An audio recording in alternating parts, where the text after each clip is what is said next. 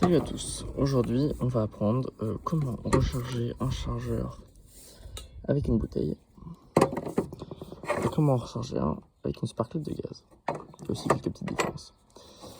Déjà, ce qu'il faut comprendre, c'est que ce gaz-là n'est pas composé de la même manière que celui-ci. Celui-ci, on va être particulièrement sur du CO2 et celui-ci sur d'autres gaz, butane, propane, tout ça.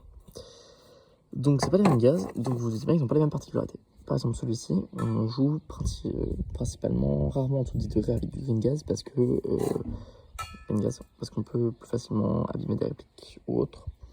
Là où avec du CO2, on peut jouer la plupart du temps en dessous de 5 degrés puisque c'est moins gênant car c'est pas la même composition au niveau du gaz.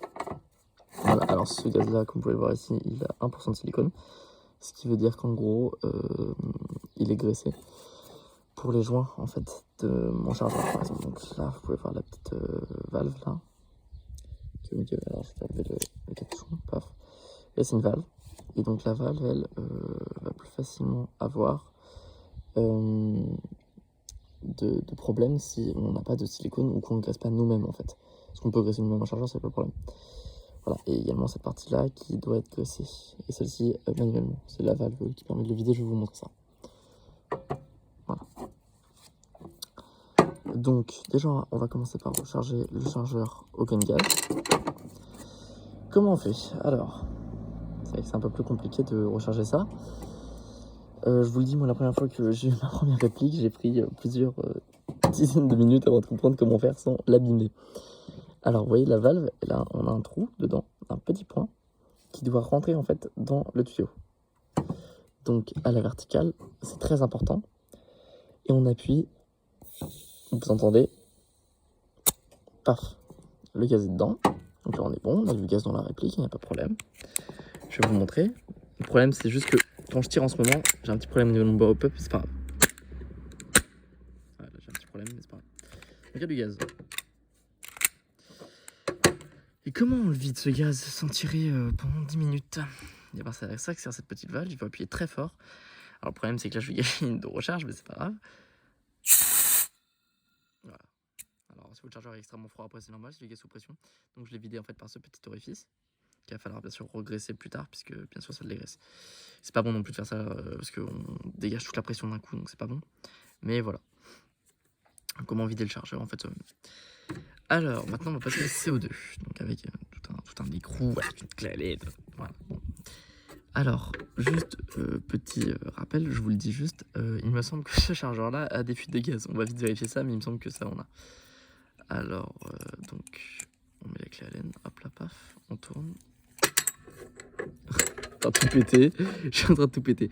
Donc on a pareil, tout au fond, je sais pas si ça se voit bien, mais on a tout au fond en fait un autre petit trou en fait qui va venir percer cette fois-ci cette cartouche. Vous voyez qu'elle n'est pas percée, ça va venir la percer. Donc on va voir ça. Ah ouais, carrément. Donc on va voir ça maintenant.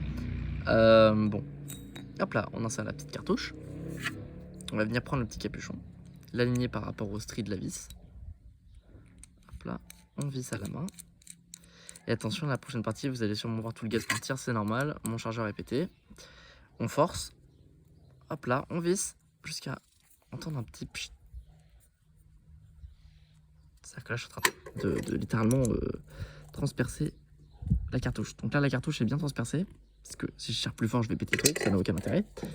La cartouche est transpercée. Oh, ça marche, super. Et c'est parti. Souvent, le CO2 a plus de peps. Hein.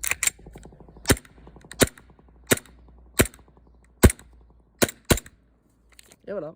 Ah bah, apparemment, il est réparé, je suis super content. Voilà, ça marche comme ça des fois avec mes appliques. Voilà, vous savez maintenant comment charger. Et c'est pour le principe de la valve, c'est pareil. Alors je vais éviter de niquer cette cartouche, mais bon, bah, c'est pas grave.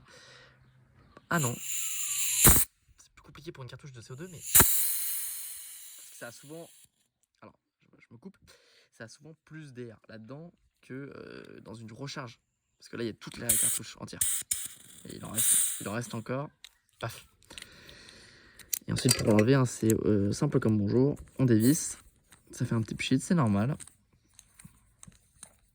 On dévisse. Alors, vous pouvez aussi dévisser la cartouche pendant qu'elle est branchée pour la vider, mais c'est moins conseillé. Elle est littéralement glacée.